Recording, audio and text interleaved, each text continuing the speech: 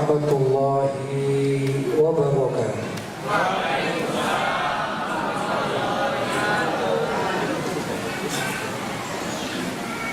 Alhamdulillah, wassalatu wassalamu ala rasulillah Sayyidina Muhammad ibn Abdullah wa ala alihi wa sahbihi wa man wala wa la hawla wa la quwwata illa billah ma ba'd. Hadratul mukarramin, ma'asyiral ulama al-fudala, ma'asyiral asatidzah al-kurama, bapak-bapak, ibu-ibu, hadirin hadirat jamaah Masjid Baitul Ummah yang dimuliakan oleh Allah, dan tak lupa para takmir Masjid Baitul Ummah yang kita cintai dan kita muliakan. Mudah-mudahan kita semua malam hari ini mendapatkan rahmat dan hidayah dari Allah Subhanahu wa taala.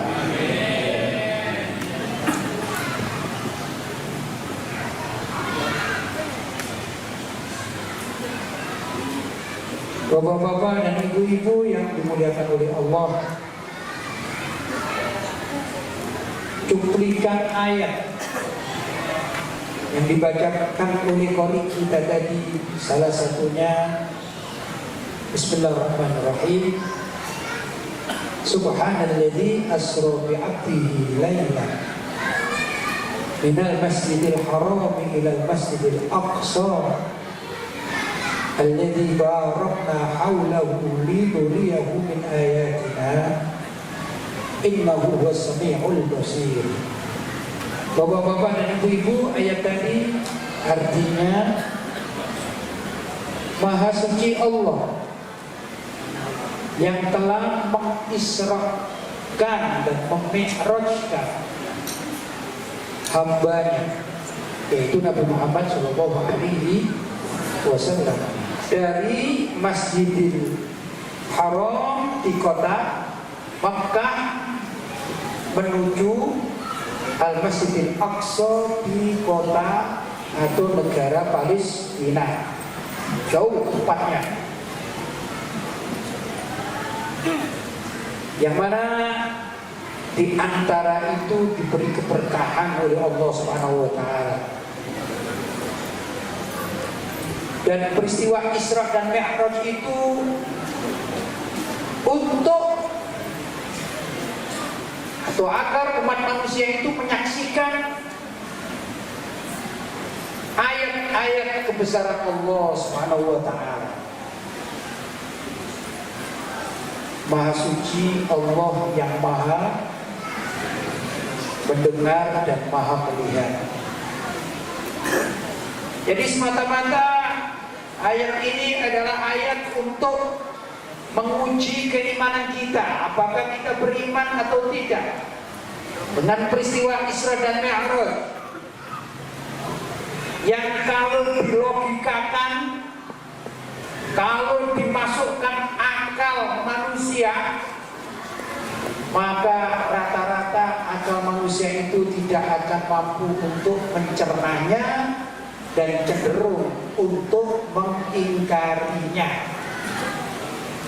Karena itu hanya orang-orang yang beriman saja yang percaya terhadap peristiwa Isra dan Mi'raj Nabi Muhammad sallallahu alaihi wasallam. Alhamdulillah, malam hari ini kita termasuk umat Rasulullah yang sangat percaya terhadap peristiwa Isra dan Mi'raj.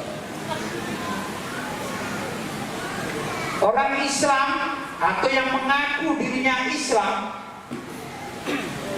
kok tiba-tiba ingkar dengan peristiwa Isra dan Mi'raj, maka secara otomatis orang tersebut hukumnya murtad, keluar dari agama Islam. Kenapa? peristiwa Isra dan Mi'raj sudah menjadi salah satu dari ayat-ayat Al-Quran yang wajib diimani. Orang yang ingkar terhadap salah satu ayat Al-Quran, hukumnya adalah kafir atau murtad, keluar dari agama Islam. Jelas ya? Jadi orang yang bicara Isra dan Mi'raj itu adalah ujian keimanan. Yang iman percaya, yang iman terhadap Allah dan mukjizat Rasulullah, maka akan percaya terhadap peristiwa Isra dan Mi'raj. Yang kafir terhadap Allah dan kafir mengingkari terhadap mukjizat Nabi Muhammad SAW, maka dia ini pasti ingkar terhadap peristiwa Isra dan Mi'raj. Bapak-bapak dan ibu-ibu, saya diberi tema oleh panitia itu, repot menggabungkannya. Temanya ini menjaga hati. Apa? Menjaga hati mencapai ridho ilahi. Tapi korinnya tadi membaca ayat tentang surat Isra atau peringatan Isra dan Mi'raj. Ini ibarat ujian, tes ujian sekolah. Diberitahu, nah ujiannya, temanya atau materinya itu IPA. Sudah, belajarnya bab IPA. Ternyata soalnya bab matematika. Jadi muridnya bingung. Ini yang dibahas mana ini ya? Baik, saya mencoba mengkolaborasikan. Bisa nggak Isra dan Mi'raj itu masuk dalam tema menjaga hati untuk menggapai ridho ilahi?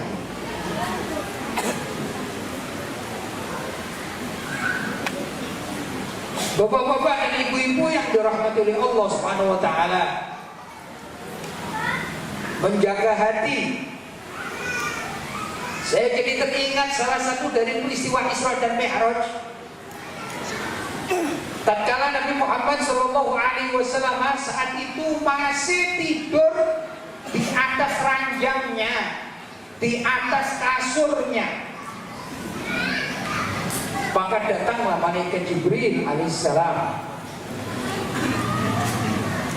Kemudian Nabi dibangunkan. Setelah itu Nabi diajak pergi ke dekat Ka'bah atau ke Masjidil Haram.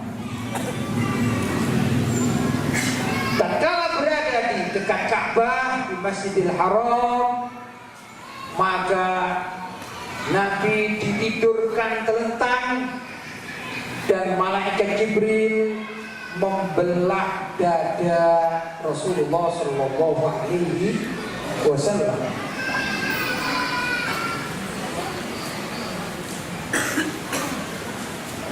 Di situ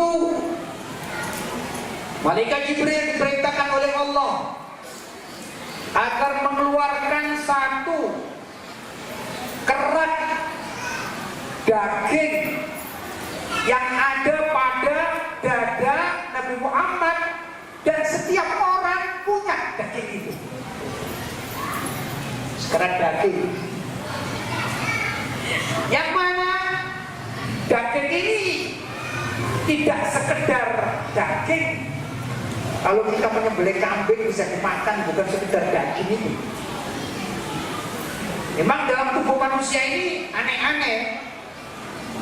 Mata kita ini kalau dikeluarkan bola matanya, maka dia hanyalah sekerat gumpalan yang bisa dikatakan macam daging, walaupun berbeda ya, warnanya berbeda. ada korena mata, atau lebih mudah ada mata yang putih, bagian putih, ada yang hitamnya, ada urat-urat. Mungkin kalau manusia kita tidak bisa menggambarkan, tapi kalau kita menyembelih sapi atau kambing, ya ada. Kalau saya suka makan matanya kambing, saya ambil, saya makan. Ternyata ya enak, rasanya enak.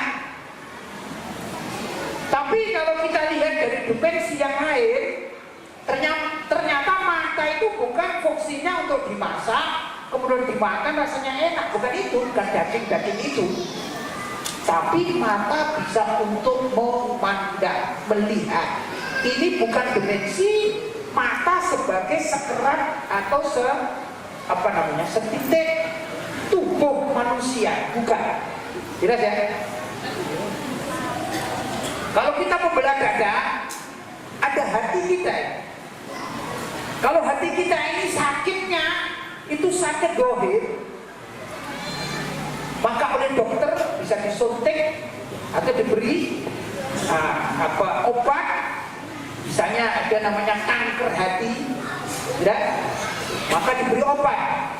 Mungkin juga dioperasi. Mungkin hatinya ini luka, maka harus ditambal. Ya saya tidak ngerti juga kedokteran ini. Itu hati sebagai sekerat daging. Tapi hati dengan fungsi yang lain, dimensi yang lain, maka hati itu untuk bisa merasakan. Betul? Ini tidak ada obatnya dalam dunia kedokteran. Karena itu di sini dikatakan apa tadi? Membersihkan hati, membersihkan hati untuk menggapai ridho ilahi. Dokter tidak akan mampu. Apa bisa dokter membersihkan hati? Dicuci pakai apa? Tidak bisa. Pakai alkohol, mati. Maka yang membersihkan hati adalah nasihat. Nah, sekerat daging yang tadi saya ceritakan dalam tubuh Rasulullah SAW, dan juga pada tubuh setiap orang ada sekerat daging yang secara umum bukan fungsi dia sebagai sekerat daging yang warnanya merah mengandung darah, bukan itu.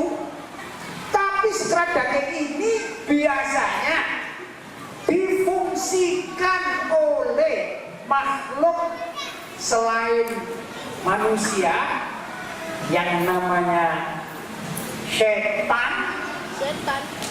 Setan itu termasuk dari anak buah iblis. Yang dikatakan dalam Al-Quran tentang dunia iblis dan setan itu kana minal jinni fafasaqa an amri rabbi. Dulu itu jenis jin, kemudian fasik menentang perintah Allah, maka diberi nama setan. Yang setan itu hakikatnya adalah anak buahnya iblis. Yang iblis itu dulu pernah hidup di surga bersama malaikat. Kemudian Nabi Adam alaihissalam diciptakan oleh Allah. Lantas secara ringkas penduduk surga semuanya diwajibkan untuk tunduk, sujud penghormatan kepada Nabi Adam. Fasajadu, semuanya penduduk surga dari kalangan malaikat itu sujud sesuai dengan perintah Allah Subhanahu wa taala, illa iblis, kecuali iblis. Karena minal jinni, iblis itu dulu dari bangsa jin. Fafasaqa an amri rabbihi, lantas jin itu bermaksiat kepada perintah Tuhannya, yaitu Allah. Maka diturunkan dan beranak pinak. Nah, anak pinaknya inilah yang namanya setan-setan. Setan ini menurut keterangan para ulama, mengambil dari dalil-dalil ya. Itu yang bersarang biasanya di sekerat daging yang ada pada diri manusia ya. Dan setan itu bisa masuk ke diri manusia melewati pori-pori atau juga melewati urat-urat nadi. Mereka masuk, kemudian bersarang. Di mana bersarang? Pada sekerat daging yang setiap orang mempunyainya.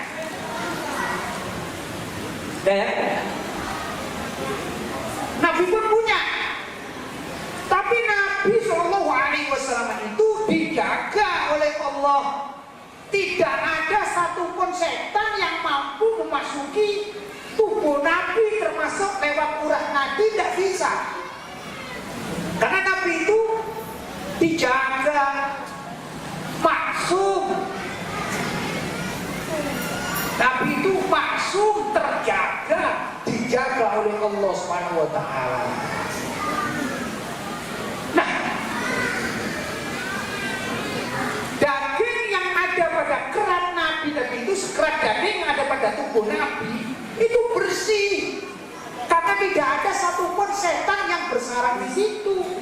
Beda dengan kita ini, beda. Maka tatkala malaikat Jibril alaihissalam mengeluarkan daging tadi dengan membelah dada, operasi belah dada. 14 abad yang mampu sudah ada operasi. Kalau sekarang juga ada operasi sesar, itu juga kadang-kadang dioperasi sebagian ibu-ibu ya. Tapi ini operasi yang dilakukan oleh malaikat Jibril terhadap Nabi, dikeluarkanlah sekerat daging itu, kemudian dibersihkan dengan air Zam-Zam. Kemudian dikembalikan lagi dalam keadaan lebih bersih, lebih terjaga. Saya katakan bapak-bapak dan ibu-ibu, ada sesuatu ya, yang dicuci itu bukan karena kotor, tapi dijaga atau dibersihkan bukan karena kotor. Ada sesuatu yang memang kotor dicuci sampai bersih, tapi ada sesuatu yang tidak kotor tapi dicuci. Gimana ini contoh? Kadang-kadang ibu-ibu misalnya beli kain ya, ada satu jenis kain yang kain itu lebih banyak mengandung luarnya ini lele, jadi agak kaku, maka perlu dicuci. Padahal tidak kotor, belum pernah dipakai. Ditanya, biar apa Bu? Ya biar lebih bersih. Ada kan? Berarti barang dicuci bukan karena kotor, tapi bersih. Ada lagi, kalau saya gambarkan ini kertas. Kertas ini bersih. Kemudian saya membuat tulisan, dilarang merokok di sekitar masjid. Tulisannya apa? Dilarang merokok di sekitar masjid. Saya print dari komputer. Bersih dah? Bersih, tak kotor. Betul? Tapi kadang-kadang kalau tulisan ini langsung saya tempelkan di tembok, ini usianya tidak lama. Saya ingin tulisan saya ini lama, bisa 1 tahun 2 tahun, caranya dilaminate, dijaga, dilaminate. Jelas ya? Nah, itu ibarat yang paling mudah saya katakan, daging yang ada pada dada Nabi itu setelah diambil, dibersihkan, kemudian dikembalikan lagi dalam keadaan seperti dilaminate. Padahal barang itu tidak kotor dan tidak rusak, tapi demi menjaga keawetan, kesuciannya, kebersihannya. Jelas ya? Ini lebih mudah menggambarkan bagi kita ya. Kenapa demikian?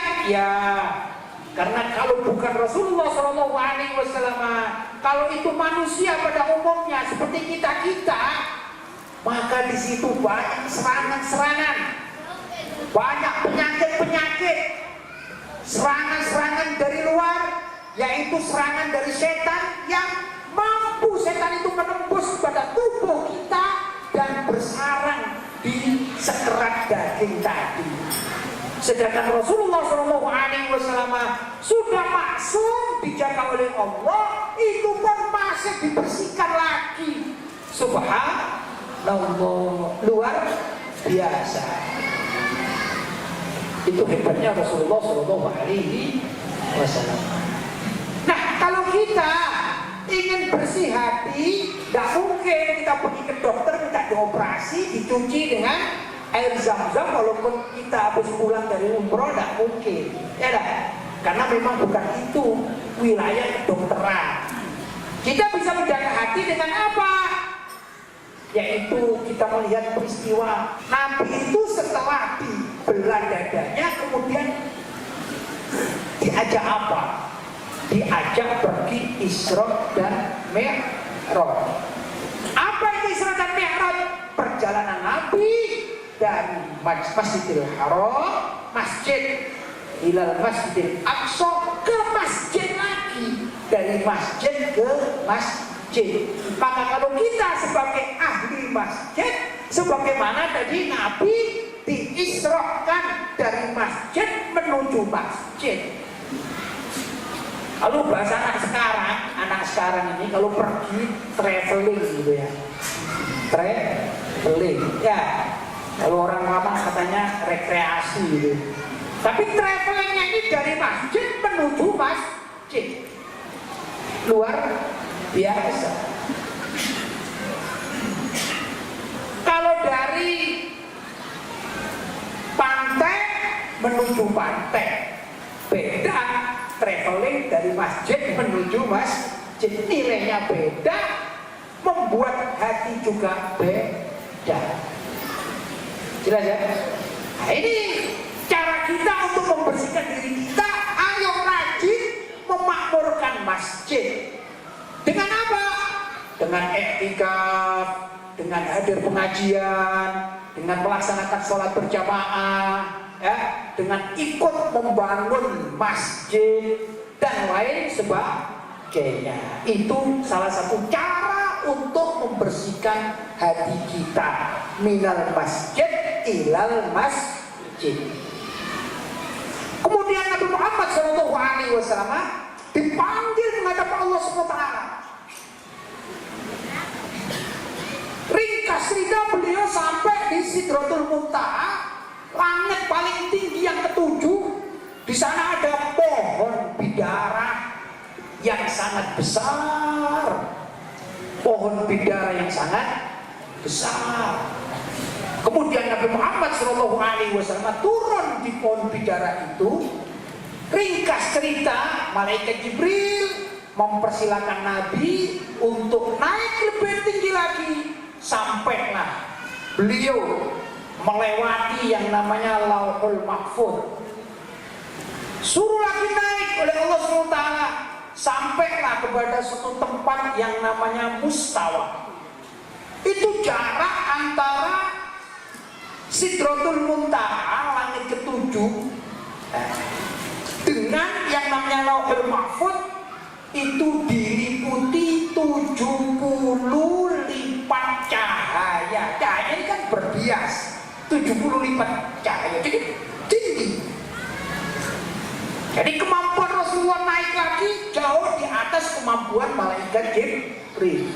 Yang malaikat Jibril mengatakan, ya Rasulullah, andai kata aku naik sejengkal dari Sidratul Muntaha, aku akan terbakar tubuhku. Itu bukan makomku. Maka Rasulullah dipanggil Allah SWT naik lagi.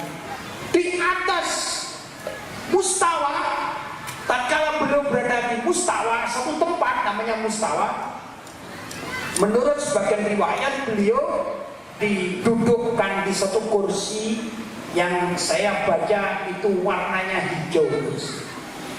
Begitu beliau duduk di kursi tersebut, kemudian beliau dinaikkan lagi setingkat lebih tinggi, sampailah beliau berada di bawah arsy.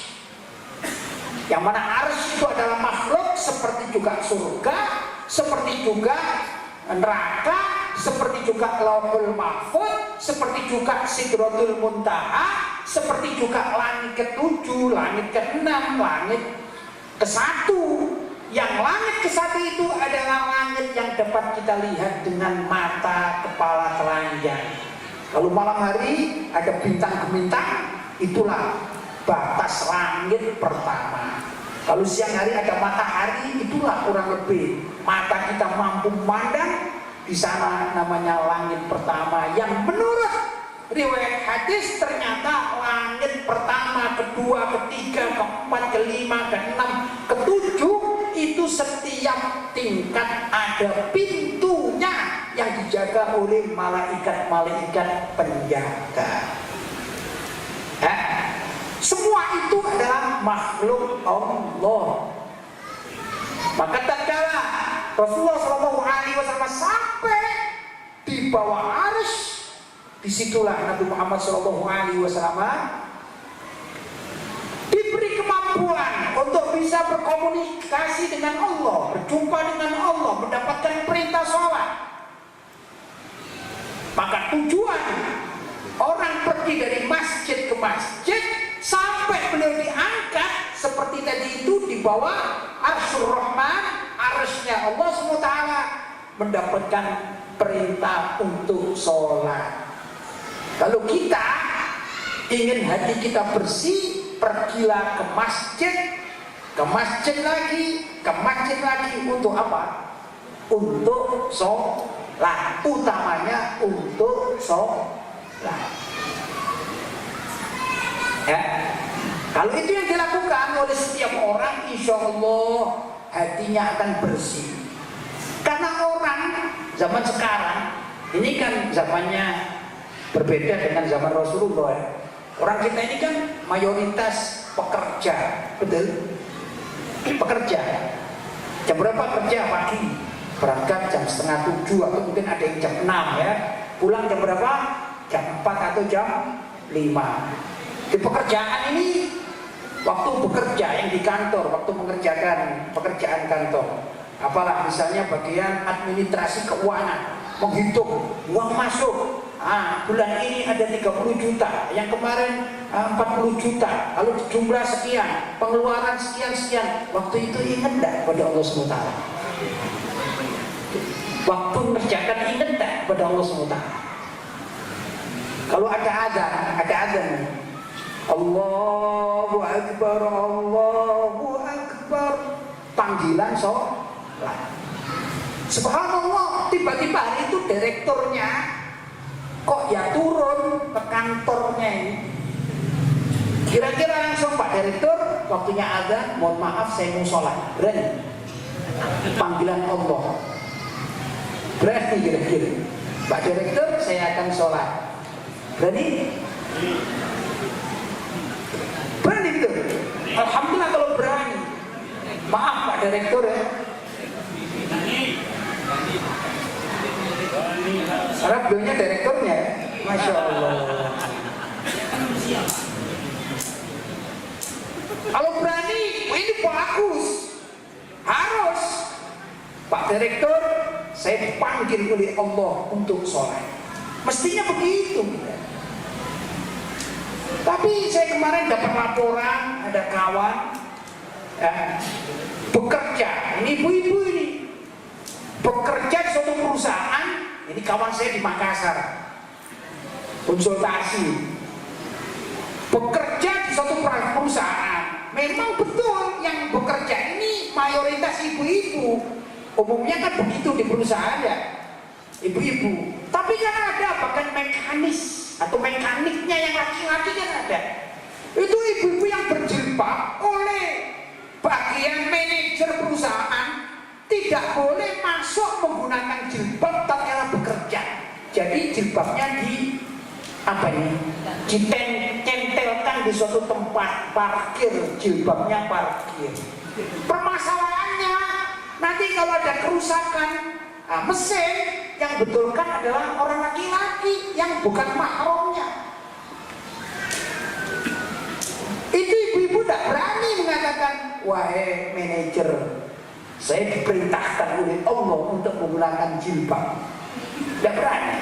Katanya, wah nanti saya kalau di PHK siapa yang ngasih uang? Jadi uang lebih berkuasa daripada apa? Syariat Islam. Banyak yang demikian kejadian. Tapi kalau kembali lagi, kalau kita minimal maghrib isya subuh yang tidak ada urusan dagang, nggak ada urusan bekerja. Mudah-mudahan di sini ada orang Jawa ya, ada orang Jawa Timur, ada ya. Alhamdulillah, saya pergunakan maghrib isya subuh, kata orang Malang, boyao ke masjid. Wong nggak ada kewajiban dari kantornya, nggak ada manajernya, nggak ada direkturnya, nggak ada yang mau mem-PHK. Kenyataannya gimana? Masya Allah, kalau subuh luar biasa. Ya, berapa softnya di sini? 4, 3, 4. Kalau bulan masih awal-awal, kira-kira waktu menerima gajian penuh dah? Agak sedikit penuh ya. Kalau akhir bulan uang sudah habis, lebih maju softnya maju. Itulah manusia. Maka kalau kita ingin menjaga hati, membersihkan hati, kita harus memakmurkan masjid, paling tidak menjaga sholat berjamaah. Begitu mestinya. Karena ya tadi itu Isra Mi'raj dari masjid ke masjid, bukan dari masjid ke pantai. Rasulullah tidak begitu. Minal masjid ilal masjid, minal masjidil haram ilal masjidil aqsa. Ternyata dari sana dipanggil untuk perintah sholat. Luar biasa. Luar biasa. Itu tata cara menjaga apa? Hati untuk menggapai ridho ilahi. Kalau hati kita senantiasa bersama Allah, maka Allah akan memberikan segala macam yang akan kita butuhkan, kita perlukan. Tapi kalau kita jauh dari Allah, padahal Allah itu memberi rezeki, bukan manajer, bukan direktur yang menentukan rezeki, bukan, tapi Allah Subhanahu wa Ta'ala. Itu manajer atau direktur atau apalah, bos, juragan, itu hanya wasilah, perantara saja. Kadang-kadang ada orang yang bekerja, saya 1 bulan gajinya sebut saja 5 juta, kemudian nitip kepada bosnya, Pak Bos, kalau saya ambil semuanya gaji saya habis ini, saya ambil 2 juta saja, yang 3 juta saya ambil tahunan. Nah, lumayan lah. Sudah dalam 1 tahun ternyata gajinya itu berapa ya? 3 juta kali 12 berapa itu? Kalau kali 10 aja 30 juta kan ya? Berapa? 36. Iya. Ya 36 lah, kata adik-adik 36 ya. 36 juta diterima. Katanya, ini gajiku dari hasil aku titip kepada manajer atau direkturku. Alhamdulillah, ini adalah pemberian mereka. Terima kasih. Itu belum tentu jadi rezeki kita. Betul. Kadang-kadang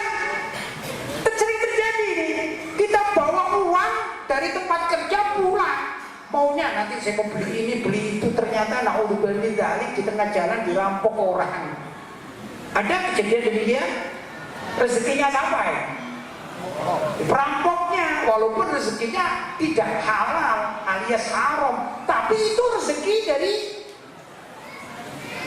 milik si perampok, walaupun rezekinya haram, bukan rezekinya pemilik uang tersebut. Kan begitu nyatanya.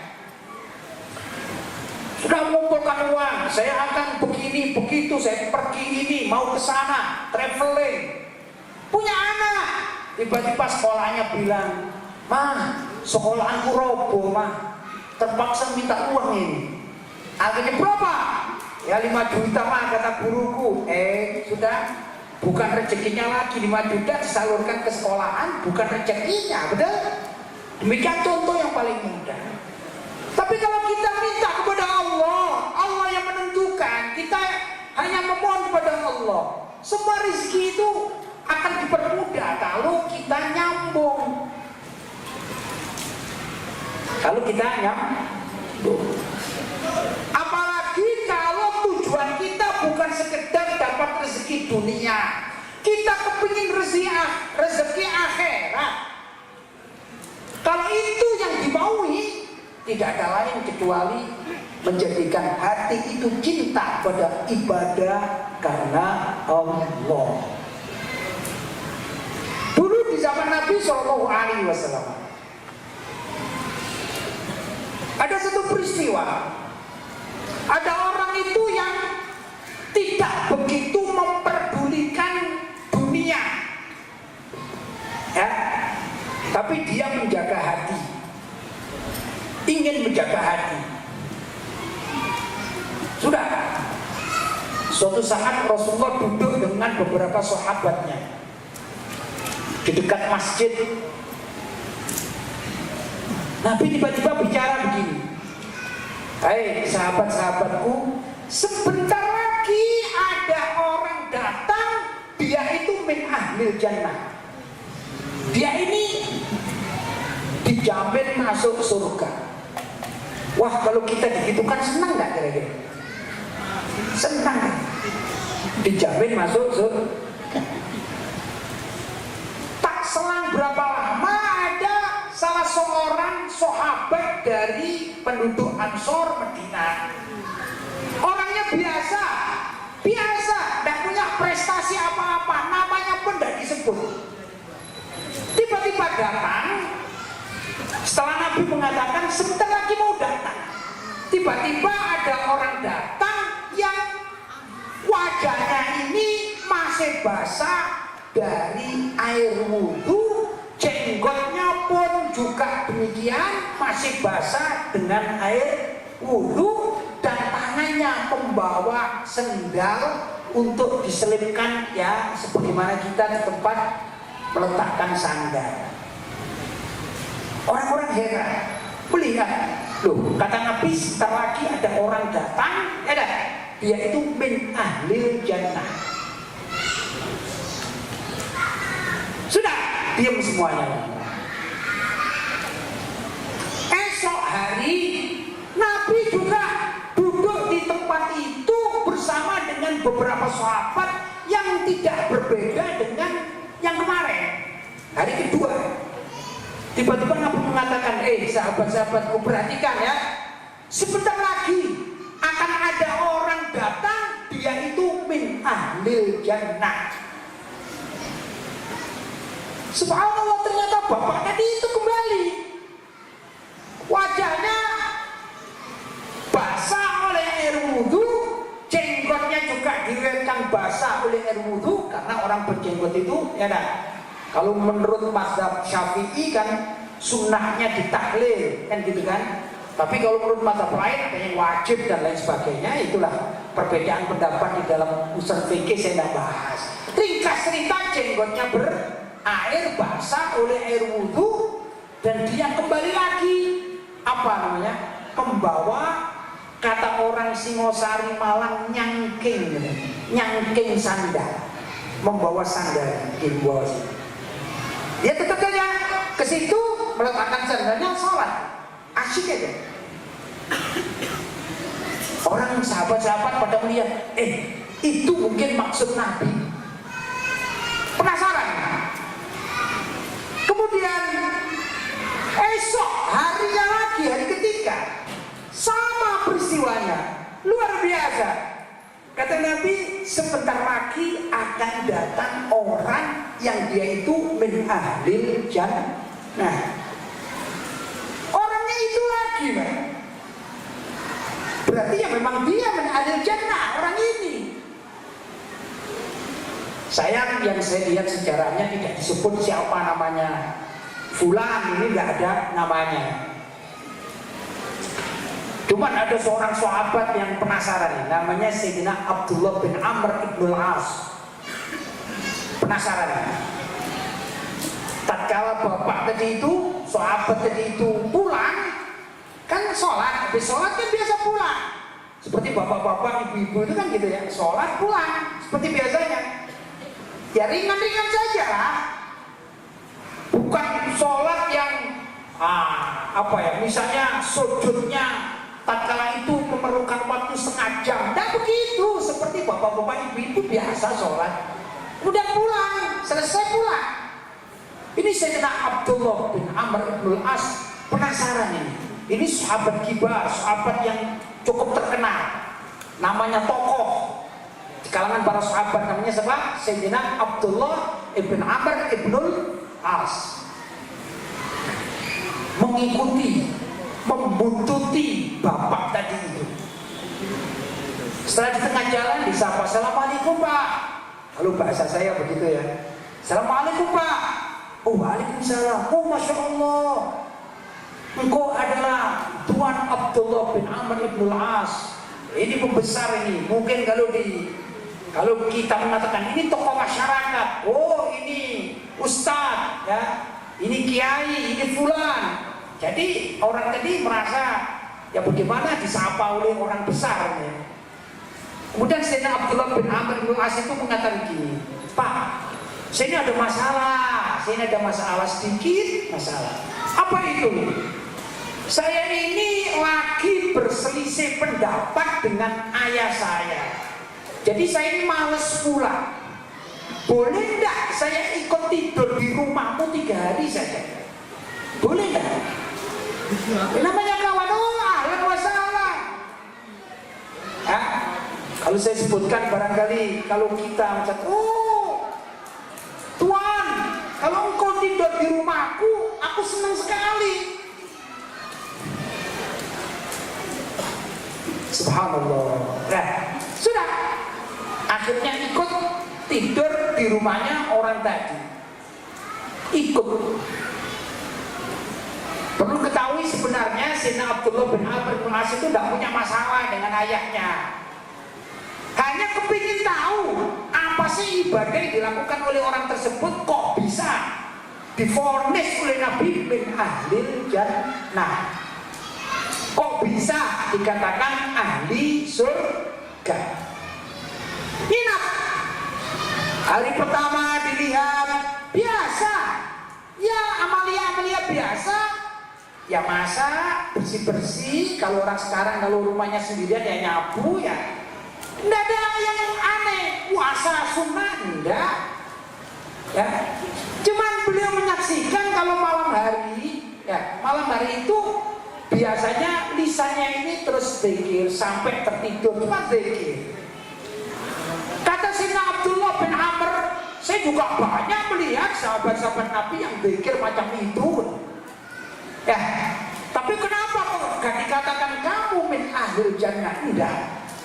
Kenapa kok orang tadi hari pertama yang istimewa, nginep lagi hari kedua gak ada yang istimewa, biasa.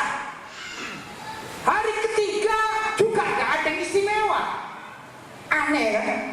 Kok bisa dia ini min ahlil jannah? Kalau sholat banyak sahabat-sahabat ikut sholat berjamaah, ya dah. Ahli wudhu banyak yang ahli wudhu di kalangan para sahabat, banyak sama. Tapi kenapa ini istimewa orang? Akhirnya penasaran. Sayyidina Abdullah bin Amr mengatakan, "Wahai bapak, sebenarnya saya itu tidak punya masalah dengan ayah. Cuman saya penasaran kenapa Nabi Nabi mengatakan engkau ini dijamin masuk surga. Aku ingin melihat amaliamu apa. Mungkin malam hari kau selalu bangun malam, ya 12 jam sholat terus, barangkali begitu. Ternyata engkau tidur biasa saja, nggak ada istimewa. Apakah ada amalan yang engkau lakukan sehingga engkau divonis masuk surga, dipastikan dijamin masuk surga? Orangnya bingung juga. Saya nggak tahu kalau saya ini dijamin masuk surga. Saya juga tidak ada perasaan apa-apa, biasa-biasa saja seperti yang kau ketahui. Akhirnya Sayyidina Abdullah bin Amr bin As mulai agak sedikit kecewa. Kemudian akan pulang, sudah kalau gitu saya nggak tahu ya apa caranya mengetahui dirimu itu siapa, aku nggak ngerti. Tapi kenapa engkau dijamin masuk surga? Pamitan, sudah apa ya, saya pulang ya. Kemudian dipanggil, oh sebentar lagi, sebentar gini. Mungkin ya, saya nggak tahu juga. Apa? Saya ini alhamdulillah, saya ini meletakkan hati saya bersihkan, saya tidak pernah iri kepada orang lain. Saya tidak pernah dengki kepada orang lain. Saya tidak pernah hasut kepada orang lain. Saya lepaskan semua dunia itu dari hati saya, yang ada cuman hati saya ini dengan Allah Subhanahu wa Ta'ala. Saya tidak mengurusi, misalnya ada tetangga beli mobil baru, saya tidak ngurusi itu hadiah. Ada tetangga apa ya? Misalnya tetangga mendapatkan ya apa ya biasanya naik pangkat misalnya. Saya juga tidak, kok biasa-biasa saja. Pokoknya saya menjaga hati, saya tidak akan sakit hati pada siapapun, ya. Dan jangan saya tidak iri kepada orang lain yang saya lihat, saya tidak hasut, itu aja. Maka Sayyidina Abdullah bin Amr bin As mengatakan, nah ini rahasia yang aku cari. Maka datanglah Sayyidina Abdullah bin Amr bin As kepada Rasulullah dan melapor, ya Rasulullah, saya sudah tahu dia memang min ahlil jannah. Dia ini termasuk ahli surga karena senantiasa menjaga hati. Tidak ada kebencian apapun dalam dirinya. Bukan berarti kalau ada kemungkaran diam, bukan. Kalau ada kemungkaran ya dihalau ya kan? Tapi maksudnya sesama manusia, sesama orang Islam, tidak ada iri dengki. Kalau ada yang salah padanya selalu dimaafkan, dia tidak dimasukkan dalam hati omongan kawan-kawannya. Kalau zaman sekarang membuli itu ya dianggap angin lalu, tidak dimasukkan dalam hati, marah. Kamu habis membuli aku ya, kamu ngata-ngatain aku dengar dari fulan bin fulan. Ini kan sekarang begitu. Ini tidak dimasukkan hati sama sekali, kecuali dalam dirinya ada Allah Subhanahu wa Ta'ala. Ini termasuk juga cara membersihkan hati untuk menggapai ridho ilahi. Bapak-bapak dan ibu-ibu, saya juga akan menceritakan satu riwayat yang bisa kita petik hikmahnya. Mudah-mudahan ini hikayat ini sebagai penutup pengajian malam hari ini ya. Ada salah satu cicit Nabi Muhammad SAW. Cicit itu kan anaknya cucu ya. Jadi Rasulullah punya putri namanya Siti Fatimah, menikah dengan Sayyidina Ali, kemudian punya anak. Ya betul, punya anak. Namanya siapa? Sayyidina Hasan dan Sayyidina Husain. Itu berarti cucunya Nabi kan? Sayyidina Hasan dan Sayyidina Husain cucunya Nabi. Sayyidina Husain punya putra. Berarti apa? Cicitnya Nabi. Namanya Sayyidina Ali Zainal Abidin. Namanya siapa? Sayyidina Ali Zainal Abidin. Namanya Ali mempunyai lakop julukan Zainal Abidin. Juga mempunyai julukan lain namanya As-Sajjad. As-Sajjad itu orang yang ahli sujud. maka dikatakan As-Sajjad. Nama aslinya Ali bin Husain bin Ali bin Abi Thalib radhiyallahu taala anhu. Sudah ya? Ini Sayyidina Ali Zainal Abidin mempunyai kebiasaan yang luar biasa. Beliau itu ahli sedekah, tapi tidak mau diketahui orang. Setiap malam beliau mengambil roti zaman itu di tempat tersebut, kan macam-macam ya. Kalau kita beras ya, di tempat lain gandum kan gitu kan. Ada mungkin di suatu tempat yang disedekahkan jagung ya kan. Di tempat-tempat lain kurma kan gitu. Kalau ini kebetulan riwayatnya beliau mengambil roti, ditaruh di karung, kemudian dipanggul. Itu setiap malam, tengah malam dipanggul. Cicitnya Rasulullah dipanggul pergi ke kampung-kampung, digiring. Misalnya ada rumah nomor 1, 2, 3, 4, 5 sampai 50. Hari ini rumah nomor 1 ya diberi sekarung roti, ditulisi ini haknya sedekah untuk pemilik rumah nomor 1. Subuhnya kita sama pemilik siapa ya ini? Subhanallah, ini hakku karena ada tulisan. Besok malam di tengah malam ganti Senali memanggul roti sampai diletakkan di depan pintu rumah nomor 2 dengan pesan yang dipahami. Demikian setiap malam. Tidak ada satupun dari tetangga-tetangganya yang tahu siapa ini ya. Tapi ibu-ibu ini kusak-kusu ini ya, kasak-kusu katanya. Aku kemarin loh ada orang ngasih roti. Oh ya, rumahku juga gitu. Rame ibu-ibu ini ya kan, biasa begitu ya. Oh ya. Siapa yang ngasih? Gak tahu lah. Gak tahu. Maaf, bukan sinterklas, bukan. Gak percaya kalau sinterklas juga ya. Enggak. Sinali Zainal Abidin. Berjalan tuh. Setahun, 2 tahun, 3 tahun, sampai beliau wafat. Begitu jenazahnya ini dimandikan, ternyata punggungnya Sayyidina Ali Zainal Abidin itu ya membengkak, warnanya kehitam-hitaman. Apa kata orang Jawa, ngapal katanya. Kenapa? Karena setiap malam memanggul roti. Subhanallah, cicit Nabi memanggul roti.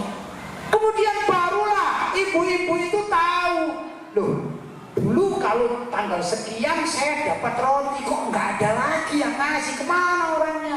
Mulai kusuk-kusuk sampai kedengaran, oh ternyata selama ini yang ngasih kita roti itu adalah cicitnya Rasulullah Sayyidina Ali Zainal Abidin. Karena itu nggak ada yang gantikan mengirim roti, jadi nggak ada yang datang karena sudah wafat. Kemudian rame lah, kok bisa dihubung-hubungkan? Oh ternyata sampai wafat itu pundaknya beliau Sayyidina Ali Zainal Abidin membekas karena tiap malam mengantarkan roti tanpa ada yang tahu. Kata beliau, sodakotus sirri, sodako yang disembunyikan itu adalah bisa meredamkan kemarahan Allah Subhanahu wa ta'ala. Daripada aku dimurkai Allah, kata beliau, lebih baik aku akan sedekah tanpa diketahui oleh siapapun. Subhanallah, hatinya bersih ya. Kalau kita yang mengerjakan ya, tiap hari ngirim beras kepada tetangga-tetangga, insya Allah besok koran Batam akan memuatnya ya dah. Ada fulan, bapak fulan tiap hari mengirim beras ya. Ada ibu haji fulan tiap hari mengirim beras, langsung viral di media masa. Itu mungkin zaman kita, tapi Zainal Ali Zainal Abidin tidak begitu. Beliau menginginkan sedekah yang tidak diketahui oleh siapapun. Kenapa? Demi menjaga hati. Bapak-bapak dan ibu-ibu, mudah-mudahan sedikit hikayat-hikayat kita yang saya sampaikan tadi bisa menggugah jiwa kita, mengajak kita bagaimana cara untuk membersihkan hati sehingga benar-benar kita datang pada Allah SWT ini diterima dengan baik, ya, khususnya kelak di hari yang dikatakan yaumala yanfa'u malun wala banun, di hari yang tidak ada manfaatnya malun, harta, wala banun, juga anak-anak tidak manfaat. Kapan itu? Di hari kiamat, illa kecuali man atallah biqalbin salim, kecuali orang yang datang kepada Allah dengan hati yang baik, yang selamat. Mudah-mudahan kita diberi hati yang salim, hati yang selamat, hati yang bersih, hati yang indah, hati yang lepas dari iri, hati yang lepas jauh dari dengki, hati yang jauh dari hasud. Yang penting mudah-mudahan Allah SWT meridhoi kita sehingga kita juga ditetapkan min ahlil jannah. Allahumma amin. Bapak-bapak dan ibu-ibu, barangkali ini yang dapat saya sampaikan.